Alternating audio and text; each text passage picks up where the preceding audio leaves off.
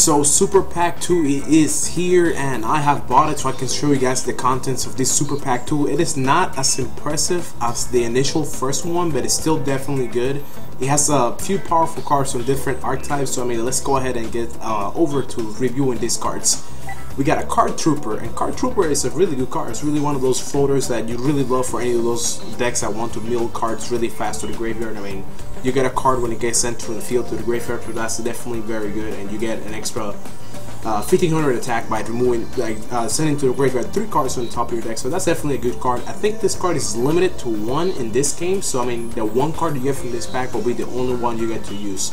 We also got a Crystal Beast Sapphire Pegasus, so it's like the ace card of the Crystal Beast archetype decks, and I mean, it's good, but I have not seen any of the Crystal Beasts in this game, at least not in any of the packs that I have bought or I have seen online the info for. I have not encountered any way to actually get like a pack that comes with all the Crystal Beast stuff, because I would definitely try to make a deck like this. The next card we got is Gladiator Beach Retiari. Now, to me, honestly, this one is the most useless of all the Gladiator Beasts. This one can remove from play one of the opponent's monsters in the graveyard. I think it's one of the opponent's monsters in the graveyard, and I think one card from the opponent's graveyard. It doesn't have to be a monster, but I mean, other than that, it doesn't really do much else, and the stats itself are really weak. It's 1200 by 800, so I mean, it's not very good at all. Then we got a Goblin Zombie. We get a Goblin Zombie, and this one is very good, since I think one of the previous first 10 packs you can buy comes with already 1 copy of this card. This is the second one you're able to get from buying a pack, so that's 2 cards right there that you're able to use, because this card is semi-limited to 2. So you get 2 Goblin Zombies for one of the initial packs you get to buy for $1.99, and then the second one from this Super Pack number 2. Then we have a Greed Quasar, and this card is okay, honestly. I mean, it increases the attack by the monsters you kill in battle, so I mean it's okay, like it's okay. And the initial attack this card has, I think it's about 2100 or something like that. So I mean, it's okay. I mean, it increases attacks and defense by each monster that he kills. So I mean, that's pretty good. And this is Yu-Gi-Oh! Right now, it's not a format where monsters can actually kill each other. Usually you kill things by effects, not by actually killing them through battle. Usually, things like Cypher 2 Armor, Dimensional Person, something like that.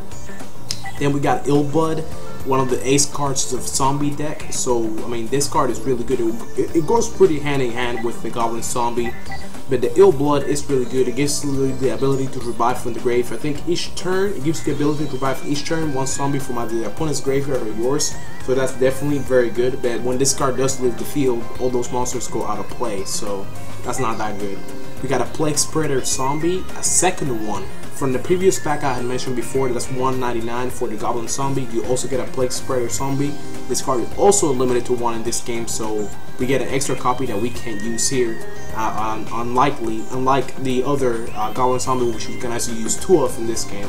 Then we got a Vampire Lord. This card you can use 3 of in this game, which is pretty good. Gets destroyed by an effect, it comes back in the next turn, so that's definitely good. And next we got the Venominaga, the deity of poisonous snakes. This card is a game winner card. If you actually make a really good snake deck, like poisonous snake deck and reptile deck, you can actually get this card to work pretty well. But I mean, it's definitely hard to bring out, but once you bring it out, the game is almost guaranteed if the opponent does not have something pretty powerful to stop you. Then we got Allure of Darkness. This card is pretty good. Draw 2 cards and banish 1 dark monster. We got a Brain Control. We got a Giant Grenade. We got the Beginning of the End. This card is pretty nice. If you got 7 or more dark monsters in your graveyard, you can remove 5 of them and you draw 3 cards. So I mean, for all those decks that dump cards really fast to the grave, like with a Card Trooper and a really dark oriented deck, then that card would probably be perfect right there, you know.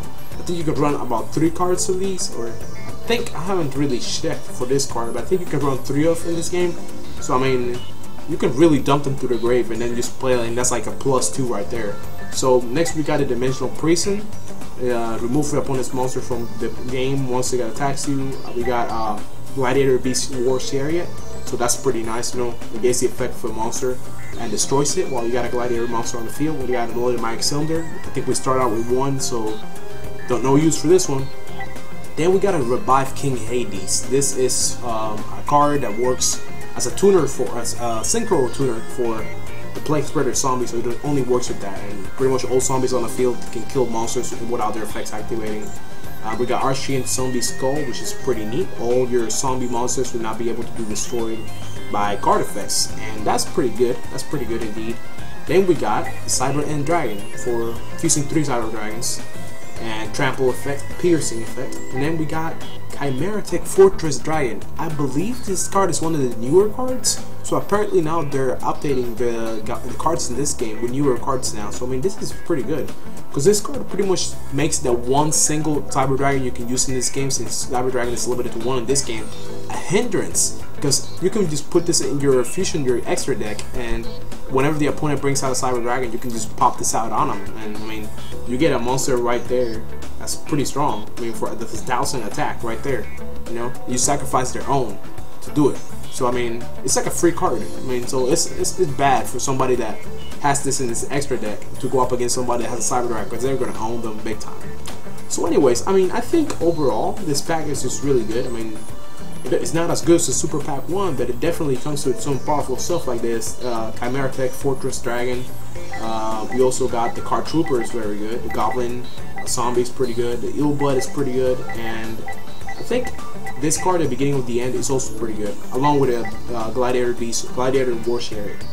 So I mean, definitely a good pack. I mean, it's $4, so I mean, I can't say whether I would recommend it or not. It seems like it's all over the place. So unless you're already working on some deck that requires these key cards that you see here, then I really don't know whether I would recommend buying this one. But I mean, it's $4, so it's up to you. But anyways, thank you all for watching this video. Let me guys know what you think about this pack, and I guess I'll catch you guys in the next one. Adios.